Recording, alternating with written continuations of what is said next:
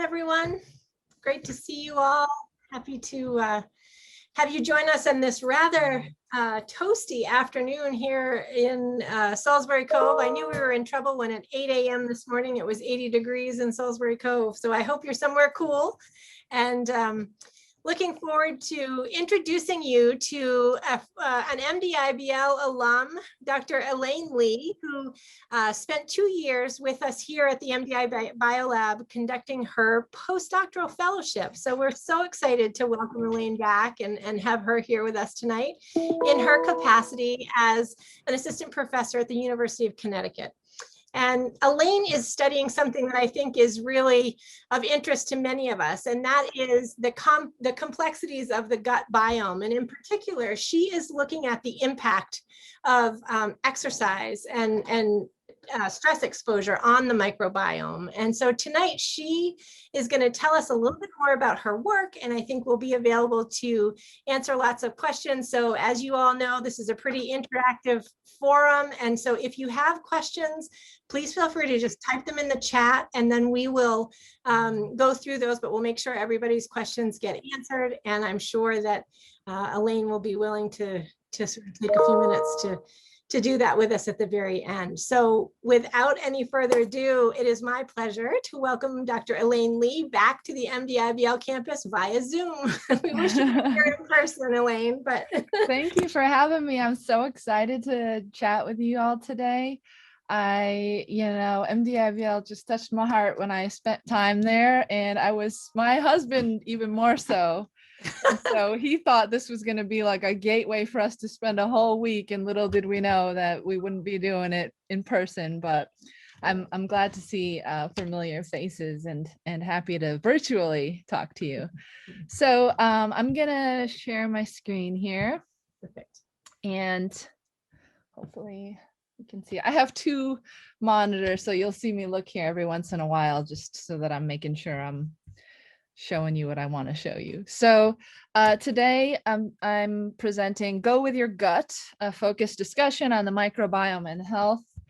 And I'm going to start off by saying this is a new area for me. I kind of by accident fell into this area, and I'll tell you a little bit about that journey too, because I think that's always interesting how kind of the path of what I'm researching and where my questions and funding takes me has gone. So today my goal is to just share with you how diverse, dynamic the microbiome is. If you did not know already, I think you may learn some new things.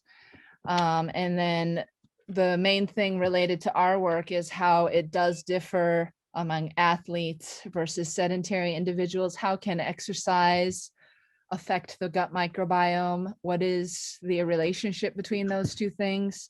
And then some ideas about how exercise and exposure to stress in mild doses may actually enhance our resilience to stress and through the gut microbiome. So I'm hoping today to answer 6 questions, and I'm going to shoot for doing that in about 5 to 10 minutes, no more than 10 minutes each. So one thing that I wanted to introduce to you all is how do we measure this? Because I think some of us are seeing this a lot in the media. You know, you see all these probiotics, prebiotics products, this powder, that powder, this yogurt, that yogurt, and some of the studies that these web pages lead you to, it's not really clear what we're measuring. You know, there are certain species names and so on. So I'm just going to go into, and I will do one little technical discussion on one of the variables that you might see in papers, just to help you understand how we might measure how the gut microbiome changes with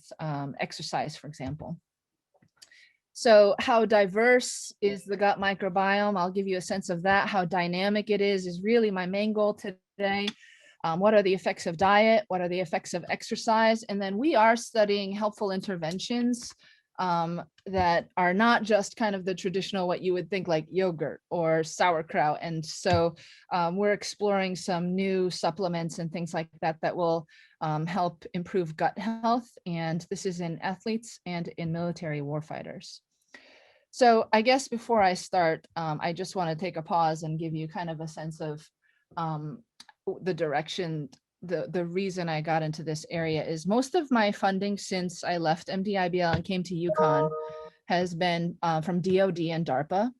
And so, I was always seeking this like unicorn National Institutes of Health and NIH funding. And I kept getting funding from DoD and DARPA because they're very interested in monitoring training adaptations, how you can become tougher with training, what happens when you compete or go on a deployment, and how's that affecting your health long term. And so I just went with it, and it's turned out very well. And one of the new things that they're very interested in is how gut health relates to multiple deployments, exposures to strange environments and pathogens, and also really rigorous training programs. Wow. So it's been really fun because we've gotten to go and test lots of different populations that I think, I feel like are so important to our daily lives here in the US. And so we've tested SEAL Team 6, we've tested Navy SEAL divers, submariners who are on really limited diets and on like 60 to 90 day covert submarine missions. We've been getting samples. What's really unusual about these studies is a lot of times we won't know much about the sample, but the gut microbiome will tell us a little bit about it. And so for example, we had this one study where we studied the Navy SEAL Team 6. We went to Virginia Beach and we went over 3 years and we collected oral microbiome and gut microbiome samples. And we knew nothing about the deployments, but we could kind of tell from the data where they went. And so it was very classified, and we just got approval to actually publish that paper. So we're working on a paper that we did like 5 years ago. So it's been an interesting journey for sure. It's very cool. Elaine? Yeah. Can you use presentation mode with your slides so they go full screen? Yes, sure. Thanks. Perfect. Thank you.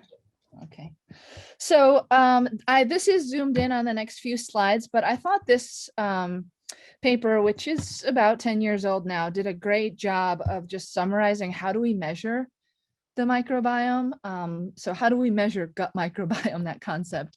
And so this top portion here is really kind of just a very simplified flow chart. We will collect DNA from fecal samples. We can also look at the microbiome in other compartments like the oral microbiome. We can take saliva samples, and there's diversity there too. But today we're just talking about the gut. And you will, in a very kind of simplified approach, to describing this, we will take isolates from the fecal samples and sequence them to understand what bacteria, yeast, fungi, and so on are there. There are different methods that are listed here and here.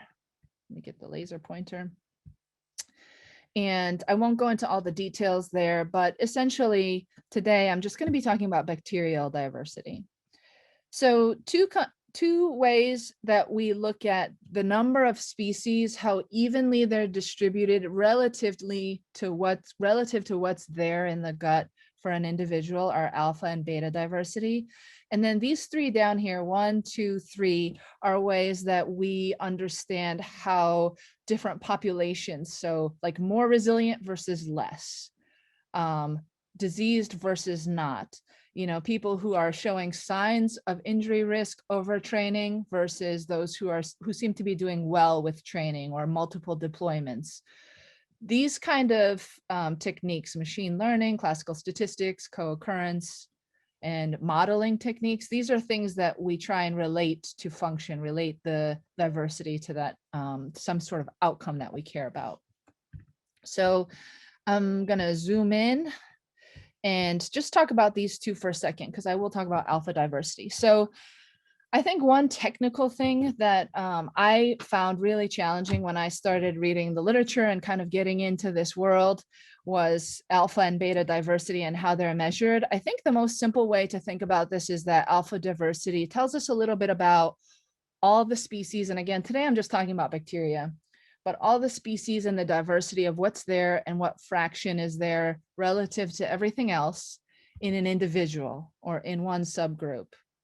And so this is there are many ways of mathematically and statistically calculating this.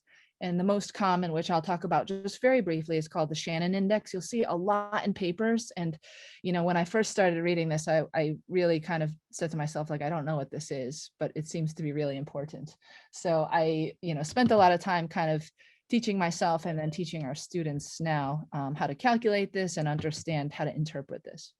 So this is within one person. And I love this little cartoon in the corner here because beta diversity is a way of doing the same thing, understanding what types of species are there and how they're distributed in different groups. So let's say, for example, in disease, like these red dots versus healthy subjects. And so you can decide what the groups are, but alpha and beta diversity together tell you a lot about what species diversity exists in the gut.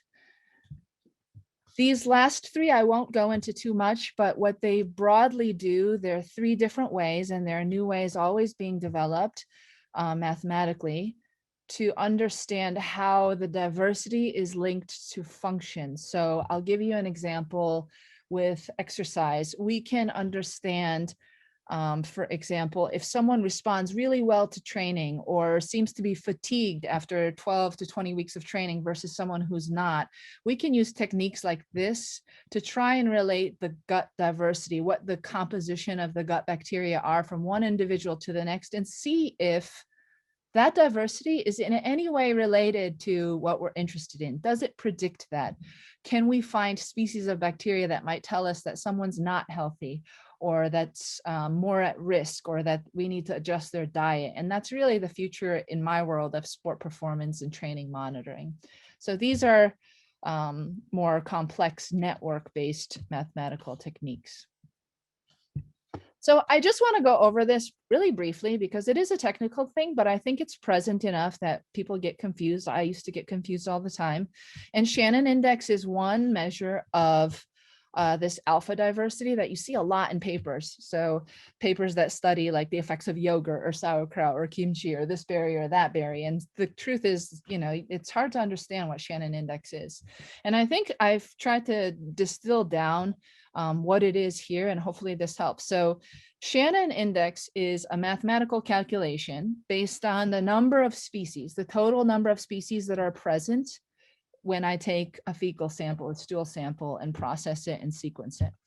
And it accounts for the abundance, so how much of that species of bacteria is present in that fecal sample, and the evenness of the species compared to others. So for example, let's say I have 10 bacterial species in this stool sample that I've acquired from a person. Are they all evenly distributed, or is there one that's taking up 90% of the mass there, or the proportion, and then all the others are just 10% together? And so that evenness is also a really important concept. So Shannon index tells us the proportion of the species compared to the total number of species. There is a mathematical piece here where it's multiplied by a log of this proportion, and that's just something that I think disconnects the original idea to the actual number, but this is something that happens in the mathematical calculation. And then what I do is I take this product, this calculation for every single species that's present, and I add them up. And that is what gives me an index, the Shannon index of the diversity. So let's say I had a stool sample from a patient, and this is a patient that I'm really interested in. Maybe he's not really responding well to the 6th deployment. And so I'll look at that. I'll count the bacterial species, and let's just say for simplicity's sake, there's 10 species of bacteria present. The amount of each and how relatively to the others, how evenly it's spread out, will be added together in this calculation and give me this H, this Shannon index. So I'm going to pause there for just 1 second and let you digest that. And then I'm happy to answer any questions. But I think this is a really good kind of simple way of looking at this variable that it's in like most papers that you'll look at with gut microbiota and human work. One of the other concepts that takes this Shannon index or this H to the next level is this evenness, this distribution. So there is a difference if you have one kind of bacteria that's like 90% of the mix and all the others together are 10% of the mix. If that's the case, this simple H calculation doesn't really take that into account. And so we have an Shannon's equitability index, or E, and you'll see one or the other, or sometimes they refer to them interchangeably, even though they're not the same thing. And so I have a a little cartoon that I think will help us understand that. So if we look at this graph here on the left, if we had a case where you have like different numbers of species, 5, 10, 20, 50, and you have, you just think about the H. So here with the line and here with the line. If I look at this line here and I just looked at the Shannon index in the stool samples, what would appear to happen is that I have more individuals and more species. The Shannon index would naturally go up. But if I correct for this equitability factor, like how much of the total mix do we have, then what you would see is that the H index is corrected and still goes up. It tells me that there's more diversity in a stool sample, but it's not as dramatic, and it doesn't tell me that it's like as important as it might not be. So the difference between H and equitability is there, and I think sometimes that's difficult for people to understand. So hopefully that tells you a little bit about the variable that you might see in papers, or like you'll see that mentioned in a media article, and that's what it means. It's a mark of diversity, the number of species and how much are there. So I think to like basically distill it down, at the end of the day, if you forget everything I say, diverse is better. And that's like true in life, right? So diversity is what we're striving for. Bacterial diversity, alpha and beta diversity tends to associate with better health. And that's the only thing that I know for certain at this stage with all our data. Specific bacteria I'll get into in just a moment. We don't know yet. And so all we know is we're striving for diversity, diversity with our diet, diversity with exercise, diversity with all these things behaviorally that we can do to enhance our health. So the ideal composition is still unknown. I think what bacteria that contribute to that diversity are beneficial and what do we want to consume and enhance, that differs paper to paper and context to context. So I have two stories here. One is in the relationship, and I've chosen two that are outside of my area and totally interesting because I'm still reading about this every week myself and finding that the gut microbiome is so important to different aspects that you would not think about with health. So one of them, for example, there's a whole body of science and research that's studying how the human gut microbiome can affect mood, depression, and symptoms associated with quality of life that are psychological. And so I'm just going to read this out loud, and I'm probably going to totally butcher the bacterial names. So just forgive me there. I'm not a self-proclaimed, like, you know, kind of really literate in all the species names. But in this study in Nature Microbiology that was just published 2 years ago now, officially, they were examining how the human gut microbiota and diversity is associated with symptoms of depression. And they found that the quality of life and depression were associated with two kinds of bacterial groups, Faecalibacterium and Coprococcus.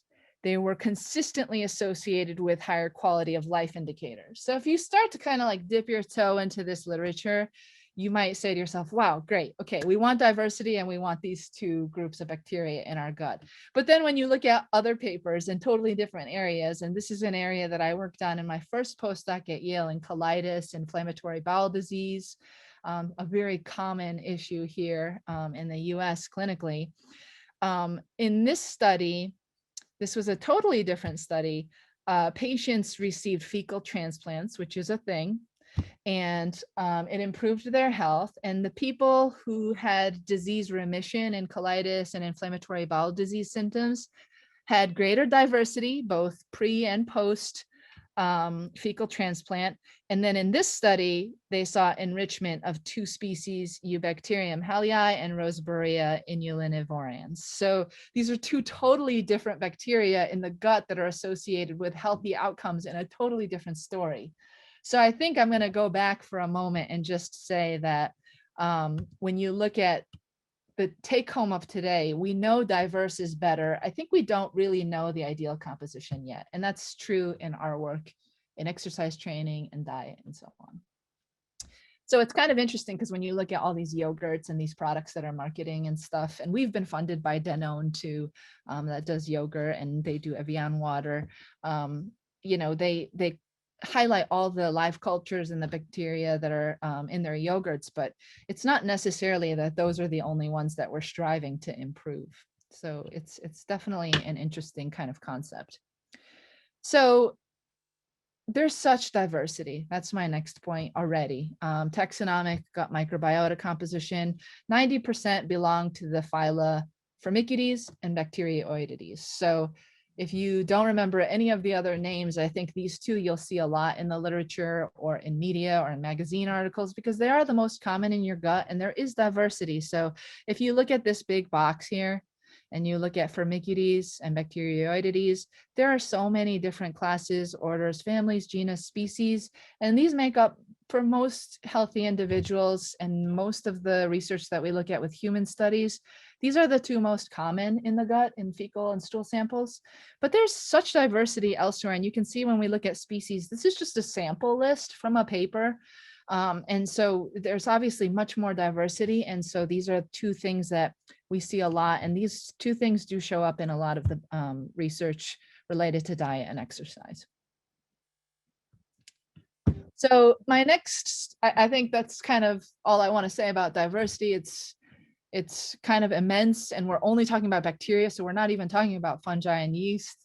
And so this is an area that needs a lot of, I think, kind of foundational work in research, understanding what healthy guts look like through all ages. And I'll tell you another kind of funny side story is, you know, we had a joke. There was an investigator here at University of Connecticut, and we used to joke that he was the dirty diaper guy. And to his face, not behind his back, but he was collecting dirty diapers of neonates in a huge project that was attempting to just collect gut microbiome data on newborns. And so there's a lot of that work that still needs to be done. But what we also know about the gut microbiome is not only is it incredibly diverse at a given snapshot, but throughout life. So I have just some examples here. I won't go through everything, but I think I have a few examples that will kind of demonstrate, like, it's a really hard moving target to nail down. And you do have to, when you're researching this question, think about a lot of different things.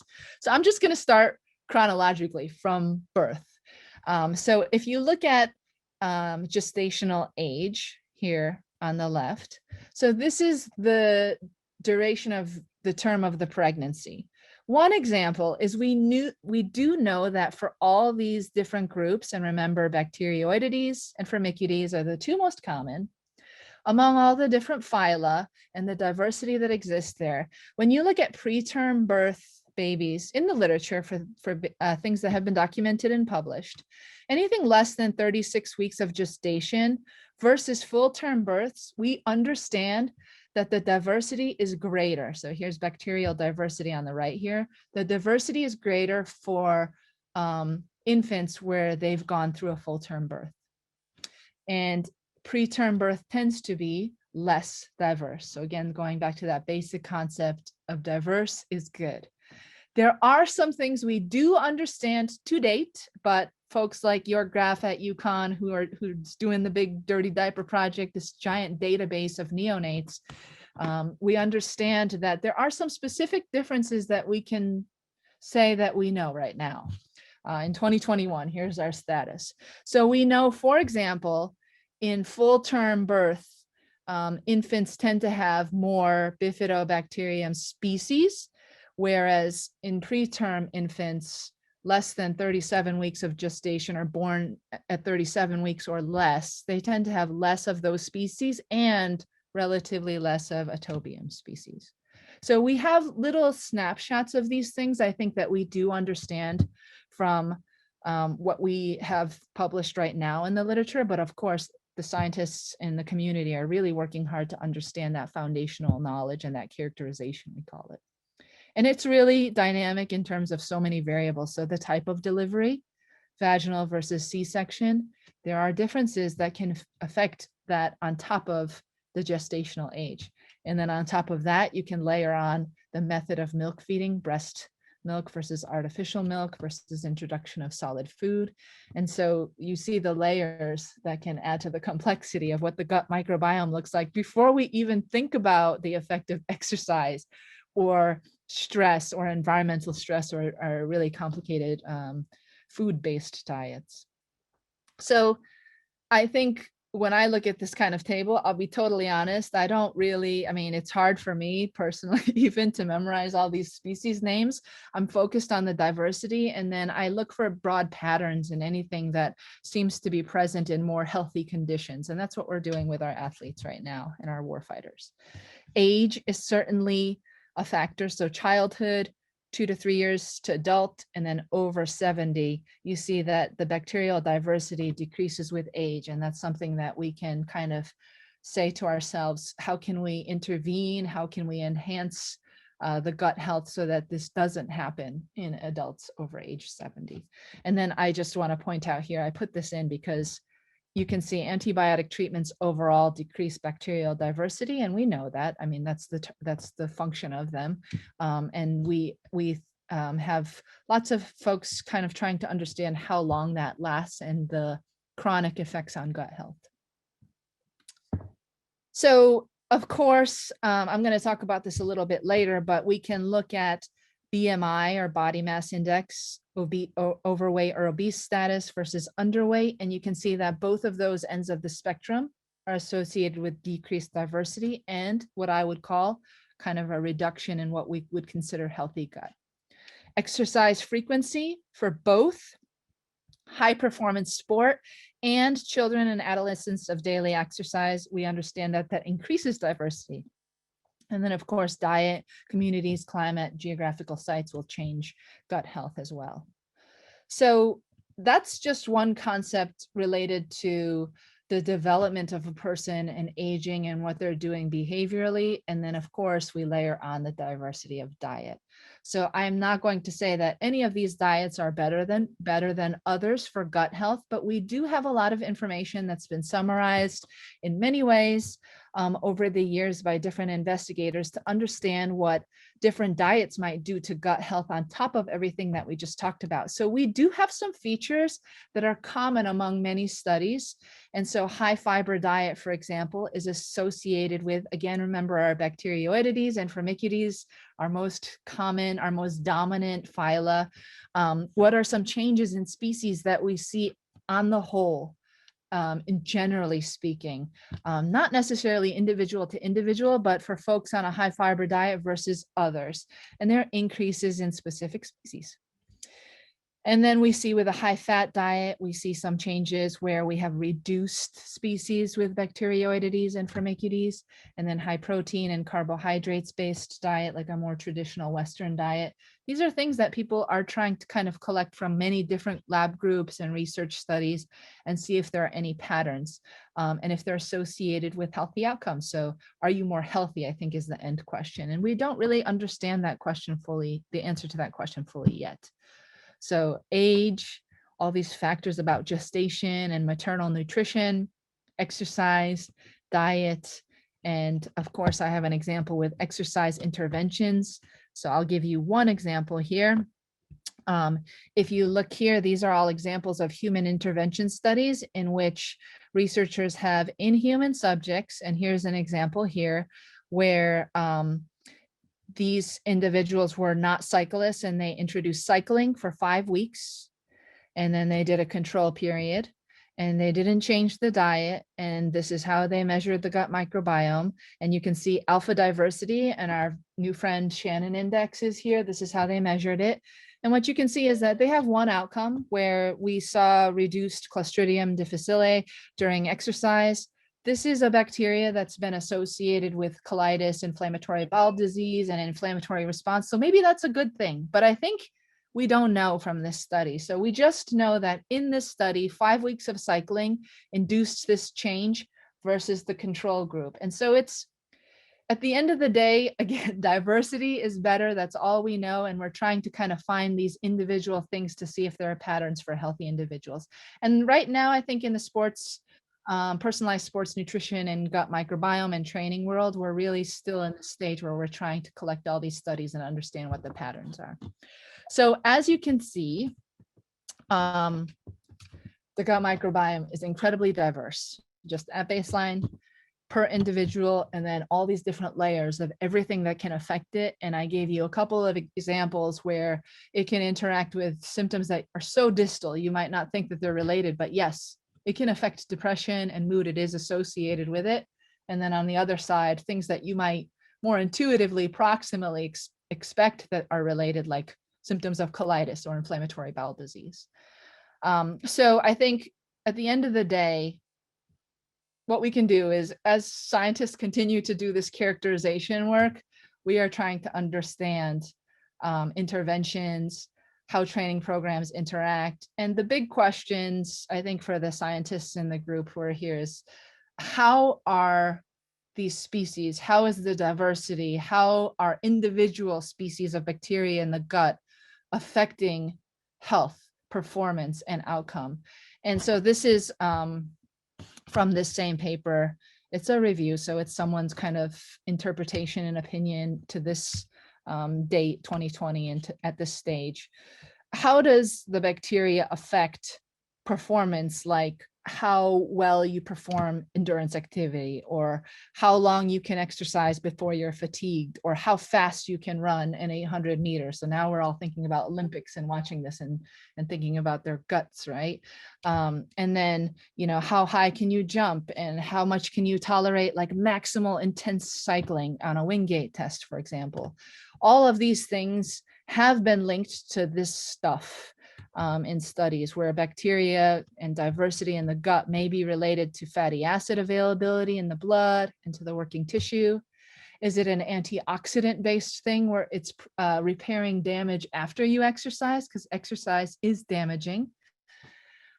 Is it something that's related to the immune and inflammation response that happens after exercise? Is it controlling that to a little bit so that you can recover faster if you have a more diverse gut?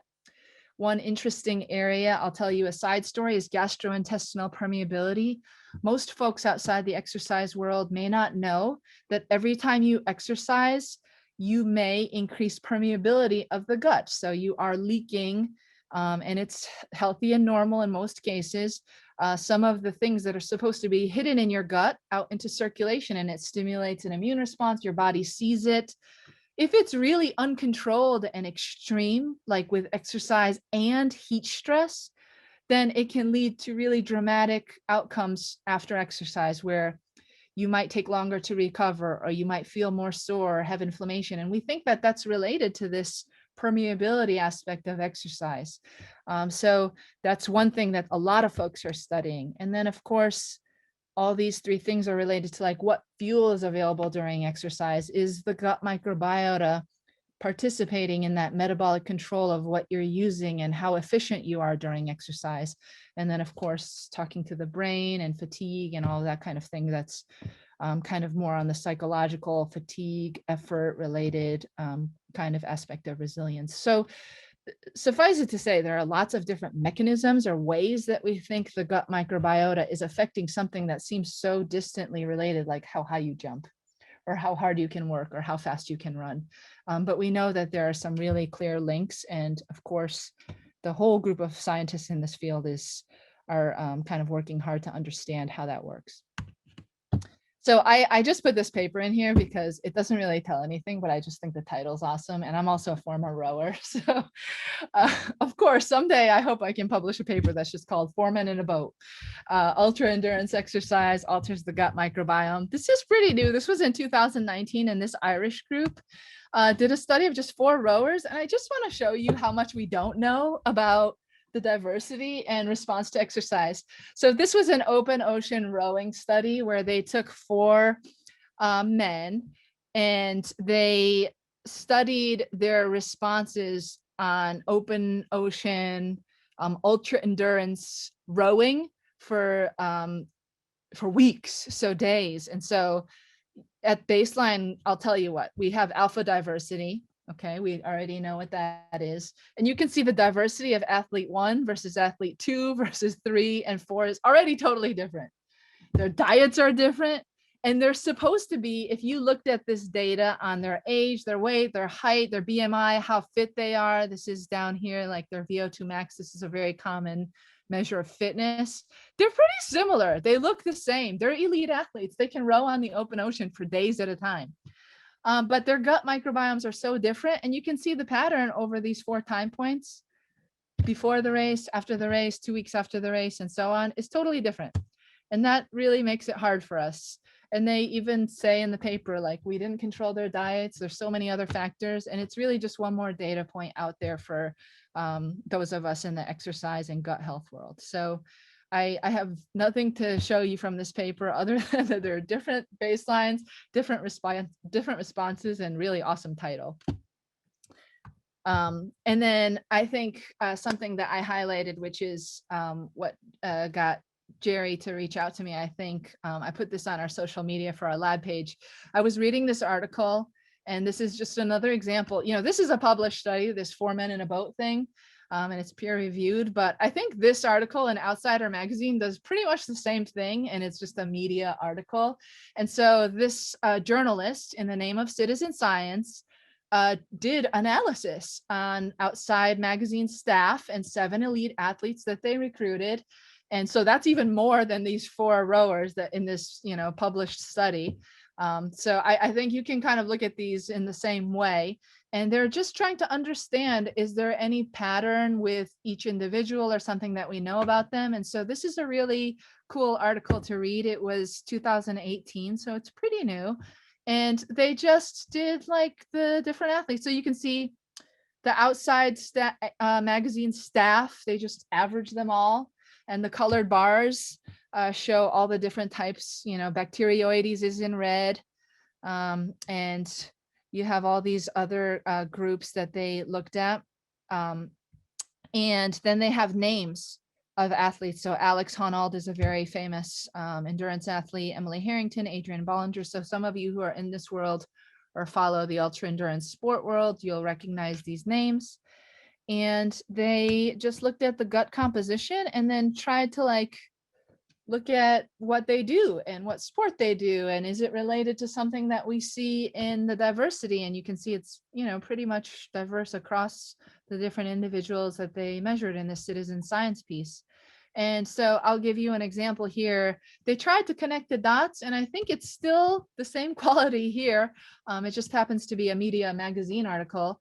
And Amelia Boone, who, if you don't know, is a big racer in the Tough Mudder world, which is an outdoor kind of dirt. It's muddy. It's a muddy long race. And she was 34 at the time. It's an obstacle course racer. And they did collect some information about diet. She doesn't follow any special diet. Some of the other individuals in this group were on like low carb, high fat kind of diets. And there's, you know, lots of stuff in the article itself. And then her overall take home was that she's Bacteroides dominant, so that you would see, here's Amelia Boone, and it's very red here. And the takeaway that they thought that was unique, that they noticed in this journalism piece, is that Boone's gut had significantly more Acinetobacter species. And so that's this like blue than all the other individuals. And they tried to connect that. And they researched a little, I think, and found that this group is more found in the dirt, and maybe her being a Tough Mudder veteran, and that's how it's connected. And I think that's a great place to start. So I think the citizen science piece was so interesting. And, you know, I don't think it's less valuable than this like 4 men in a boat article that's published and peer reviewed. And so I think that's where we are now in this world of sport and gut health. We're trying to we're trying to find baselines.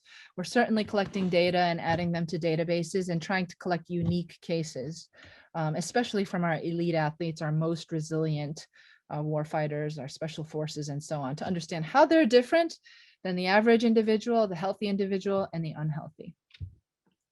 So I'm going to take a moment and just talk about food, because you can't talk about this topic without talking about food, right? Because at the end of the day, what can we eat? What can we do? And here's an FYI, I don't know if you knew this, and this was something that we found last year when we were looking.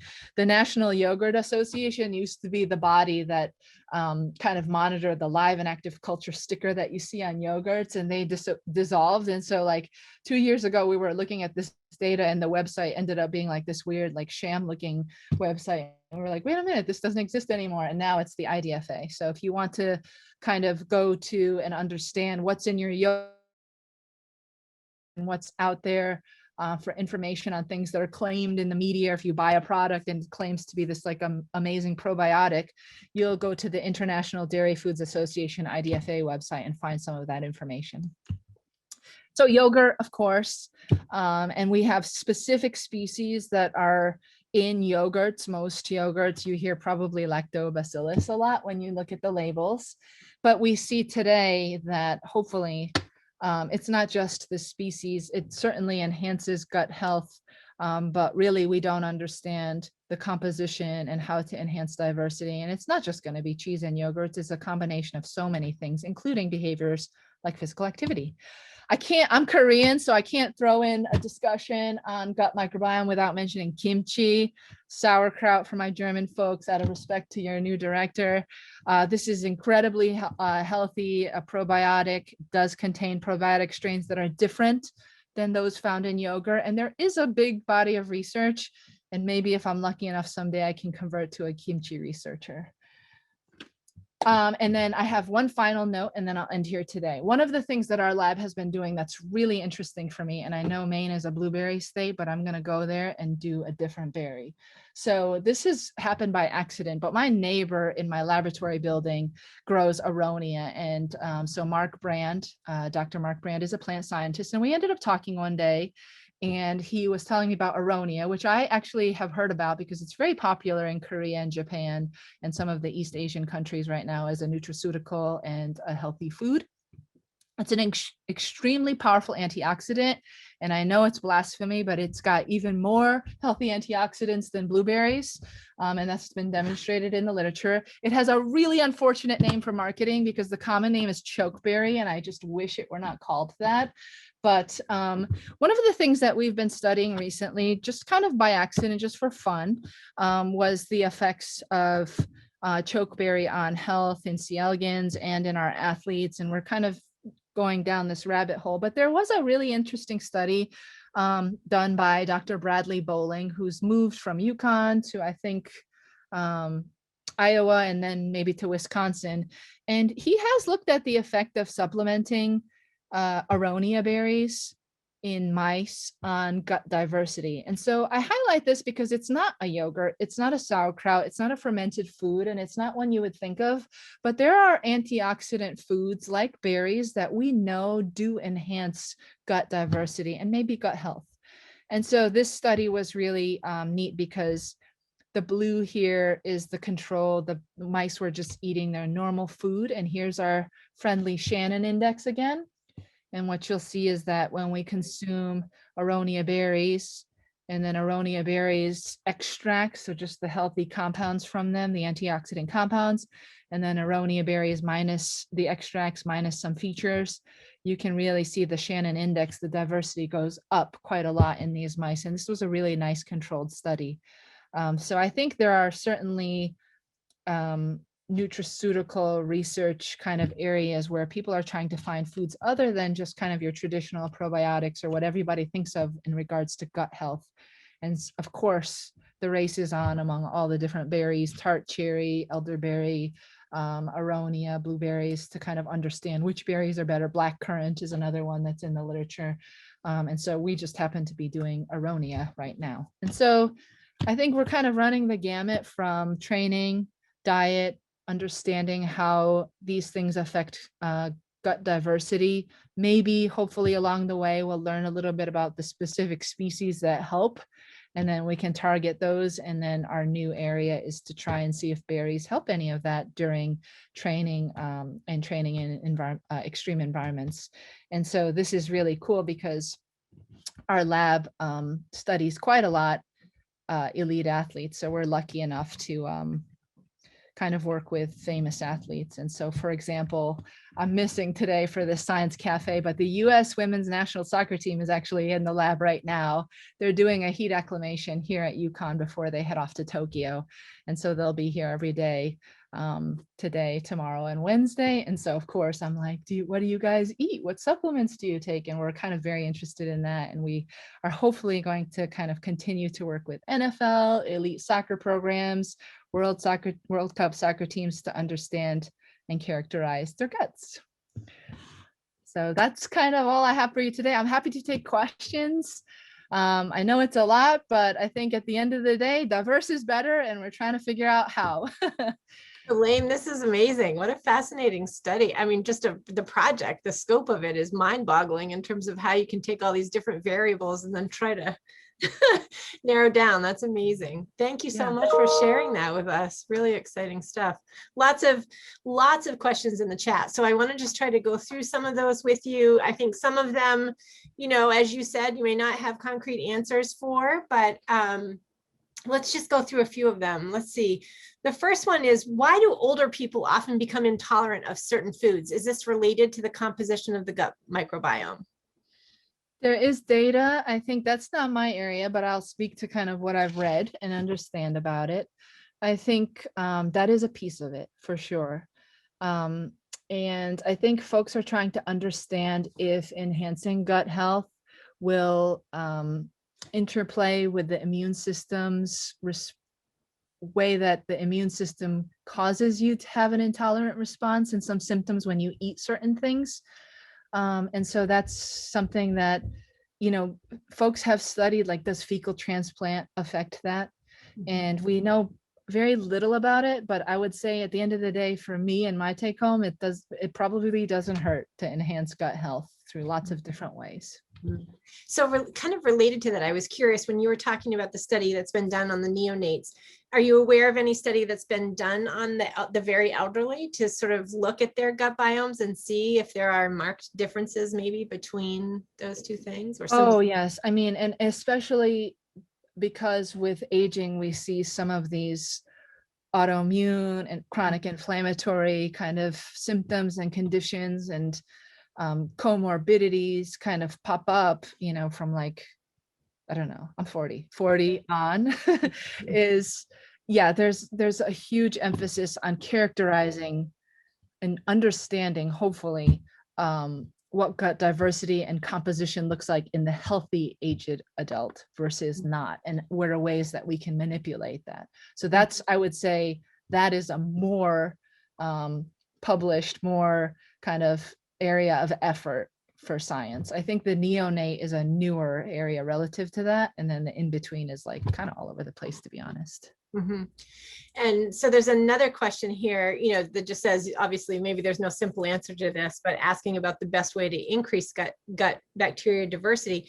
You know, we talked a lot about food, but are there other really, you know, sort of obvious ways to increase gut bacteria other than food and exercise? Maybe that has, you know, we saw a little bit of data there. Absolutely. I mean, it's kind of funny because I feel silly saying it out loud, because sometimes it's like me stating the obvious, right? It's like all the things that you would do to enhance your overall health are the things that are going to support gut health, especially in the context of times when you can't help it. So for example, if you are taking antibiotics and you completely wipe out your gut, then I think in that instance, and I think physicians do a really good job, and clinicians, of saying, hey, you need to be more conscious of that after you're off that regime, right? To eat healthy, to include more probiotics. I think on the clinical side, folks do recommend that more readily now as we understand that, right? But yeah, daily exercise in moderation, a good training program, right? Staying active. But there are also other things that are a little bit less measurable and tangible that there are data on that we just don't understand how it's working, but like social networks, having good mental health, quality of life, like this self-care movement, right? So all of the things I think that enhance your own health. There's another interesting area that is like really nascent in our world, in the sport performance world, which is sleep. And the interaction between that and gut health and gut diversity. So I think the short answer is all the things that you would expect that would enhance overall health do seem to interact and support gut health. And I think those things are like, you can't take them apart. They're together. Yeah, Fascinating. So another question, can fecal transplants from super athletes and super soldiers improve the performance of just normal athletes and soldiers? That is such an interesting question. And that's like, that's our idea in the lab. So I always tell people who don't know what I do that secretly, because our lab is in the basement of Gamble Pavilion, which is the big basketball stadium on campus. It's like this dome, and we're in the basement, so it's very X-Men like. And I tell people we're like making Captain America in the basement, and part of that is probably in a very weird and uncomfortable way giving him fecal transplants from super soldiers.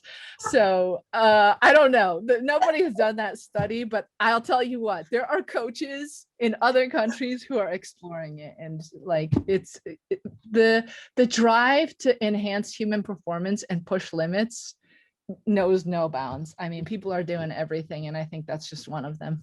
Sounds like a made for TV movie right there. Yeah. Yeah. I don't know about the title of that. It's like fecal transplants to enhance Captain America. Nice. All right, let me see. We've got a bunch of some other questions here.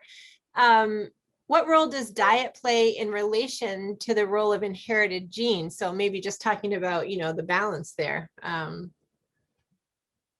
Inherited genes. I think maybe just meaning like the impact, like who kind of, do you think the gut biome is more important than your genetic background, or is there any way to determine that? I don't know the answer to that question. I think a lot of the diversity that's supported during gestation and at birth is a really great foundation for what you're working with. I don't know the answer of whether that's built into the genotype. That's definitely out of my area. But I think it's really manipulable. Like, it's not like a determinate thing. Like, you have this genotype and that's what you're stuck with. Yeah. Okay, so here's a good question. How might one go about choosing a donor for a fecal transplant? There's a question I never thought I would actually say out loud. I don't know. Clinically, I mean, that's obviously, defined clinically. There are, I would say, okay, so at the human level, there are certainly research and kind of efforts. It's not just a direct, like in mouse model, for example, you'll do a straight fecal transplant, and that's just what you're, working with in the animal model. But there, in the mouse work and in human clinical work, there's efforts to isolate from donor samples and to transplant that to patients. And so that's certainly actually the subject of some clinical trials that are registered on clinicaltrials.gov. And so you might not have to solicit donors, let's say, for fecal transplant, but that would, I think, be managed certainly clinically. But speaking about fecal transplants, are you finding that that's becoming more commonplace in terms of treatment options? Because I know, in some cases, insurance companies aren't willing to pay for it. And I'm just wondering, like, is this becoming more mainstream or demonstrated to have, benefits and proven success? I don't know clinically, because I'm not a clinician. I'll tell you what, from a grant reviewer, paper reviewer side, I'm definitely seeing more proposals with that in their methods. Like, we want to explore this and see if it helps this exercise training program, or resilience to heat stress and exercise stress at the same time, or resilience to starvation and exercise model, or something like that. I'm seeing a lot more of that. But at the same time, I think you guys see too in the media, there's a lot of emphasis on marketing and PR from food products, supplements, nutraceuticals. I mean, like, just Amazon or Google or Kindle or whatever, book titles about gut and probiotics and prebiotics, and then things that are marketed to athletes, obviously, in our world. So I think it's not just in like transplant and something so clinical and extreme. It really is just globally. Like, people are understanding that interventions, things that we can do to enhance gut health, no matter what they are, fecal transplant, a berry, a powder, a supplement, this version of that food, and so on, are definitely kind of the emphasis right now in the field. Fascinating. So one of our postdocs here at the lab has a question. Microbes used to swap or exchange genes with the cells of complex animals. Humans in lifetime might receive hundreds of so-called foreign genes from microbes. Do these swapped genes or their products have any role in aging, evolution, or any other disease? That's a great question. I don't know. I hope you find the answer to that question or get a lot of funding to answer that. That is, and especially in the sport world, that's like a really huge area of kind of interest, although I don't think there are even sport scientists or exercise physiologists looking at that right now. Fascinating. Another question, is there information on the effects of taking an artificial probiotic on the diversity of the gut biome? Oh yes, so much. From like, lower quality, kind of less controlled studies, all the way up to really well-controlled studies with hundreds of subjects, thousands of subjects. I think it's, like I said, it's kind of messy out there. Like diverse is better, and certain things we know do help. Antioxidant supplements we know help. Probiotic foods are helpful enhancing gut diversity. The composition is still, I think, a question. I'm not convinced that there's, at least for our athletes, really clear answers. So what we tell, like, because I'm on the nutrition side too, we do counsel our athletes or counsel as scientists and researchers to teams like directors of sport performance for this team or that team. And I think the take home message is still like, consume a healthy diet that provides enough fuel, but consume, like you see all this on the social media, like eat the rainbow or whatever, but it's like, yes, consume foods that contain lots of bioavailable natural sources of antioxidants, and diverse antioxidants. So there is a lot of research out there. I think it's hard to kind of pull apart what you should do. There's no standard regime, but well, kind of another related question to that, as we were talking about what foods might have an impact, I was curious if anyone is looking at not just what you eat, but maybe when you eat, this whole idea of intermittent fasting, and like, is there a relationship there with the gut biome? Yeah. Oh my gosh. That's another area, like postdocs out there. There's so much gap, especially in this world in sports science and with like the funding and DoD and DARPA and groups that are like really emphasizing this right now. I think the timing is important when it comes to our world, exercise, because we know that a bout of exercise, especially a bout of exercise in a hot and humid environment, for example, will really increase gastrointestinal permeability. So I think this global recommendation, we have all these position stands and general statements that we tell athletes, you should eat for fuel, okay? For replenishing your fuel, and the idea that you've used ATP during that activity, you should consume X, X, and X within 30 to 60 minutes post-exercise, hydrate over the next 24 hours, check, check, check. But when we think about gut health and optimizing that, I think there are probably different recommendations. That's one of the things that we're trying to do with Aronia right now with our athletes.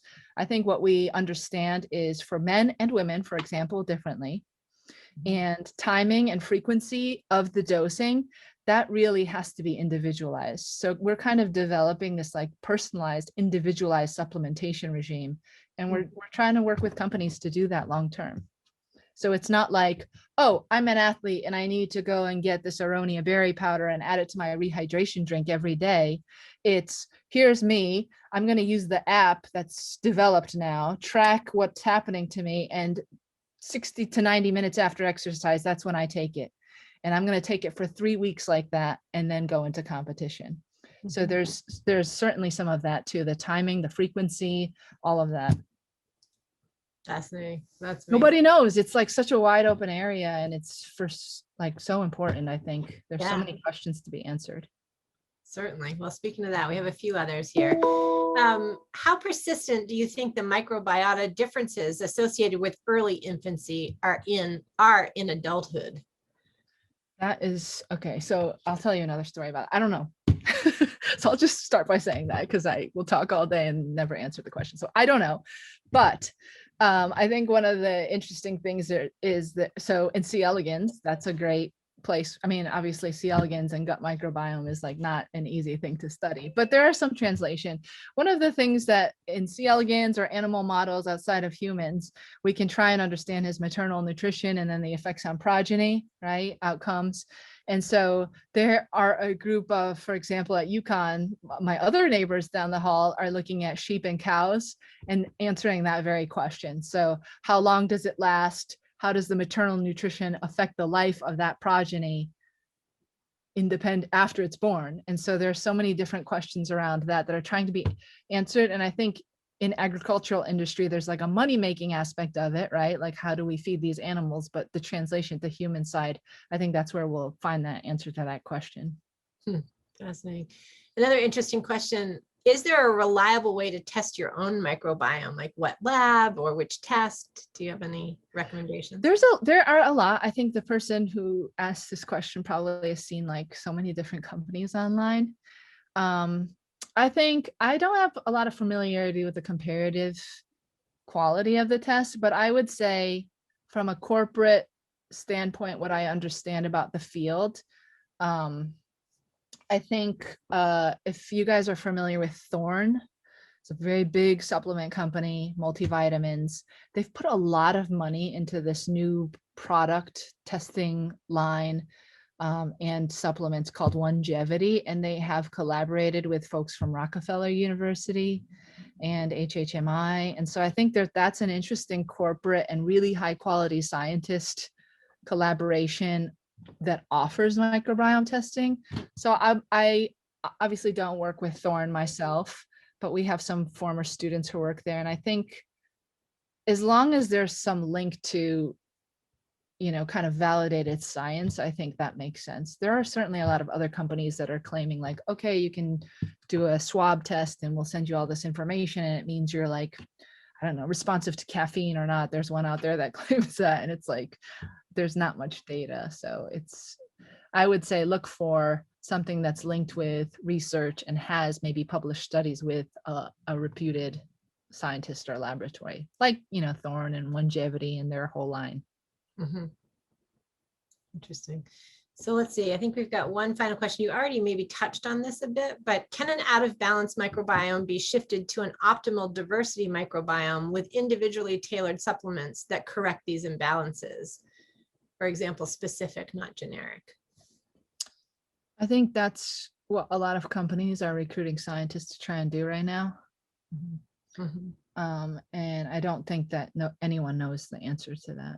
Mm-hmm. Some of that and the challenge with that, at least in our sport world, has been monitoring the individual. So when do we know that it's working and the outcome? And so it has to be those two things together. A scientist in a company that knows how to monitor that change dynamically over time repeatedly with the supplement and whether it's working, and then be able to customize that supplement in that context to find that sweet spot. And then, of course, as I demonstrated in the slides, that sweet spot is a moving target. So you're going to have to constantly change that. And I think that's a huge industry that I think is kind of taking off. There's a lot of investment there right now. And that's, on both sides, the monitoring, the dynamic monitoring and finding that individualized tailored supplement. You're seeing like some things. I think if you're on social, I feel like it sounds like I'm on social media a lot. I am. So you're probably seeing like Persona vitamins. You take off this like tear sheet and it has your name on it. Like there's a lot of companies trying to do that right now, especially in the women's health world, probiotics, prebiotics for women's health. But I don't think those people are really doing it individual by individual by individual. They're just like doing it based on a questionnaire. And I think the future is hopefully long-term, like the movie Gattaca or something. You do this test and we know that you need to take this supplement at this time and next month you're in this state, so you need to do it. And with all these new machine learning programs in this field, I think that's where we're going for sure. And like, I'll give you an example. Last summer, there was a company called Immune AI that received like $100 million of investment, and they're doing dynamic monitoring of immune response and immune function. And so there are certainly companies trying to partner with those groups to find supplementation that you can track dynamically, but it doesn't exist right now for sure. Amazing. All right. 2022 update next year in person. Elaine, I think I need like a 2023 at least. all right, 2023. Okay, fine. Absolutely. Thank you so much. This was fascinating. Thank you. I had a lot of fun. I'm happy to come back anytime. Right. I Well, hope you that know someday that I can be in person. you know you're always welcome. We're always Yeah. look for an opportunity to welcome you back. And it's wonderful to see you, wonderful to hear all the amazing work that you're doing. So thank you so much. Thanks to everyone for joining us this afternoon. Stay cool, everybody.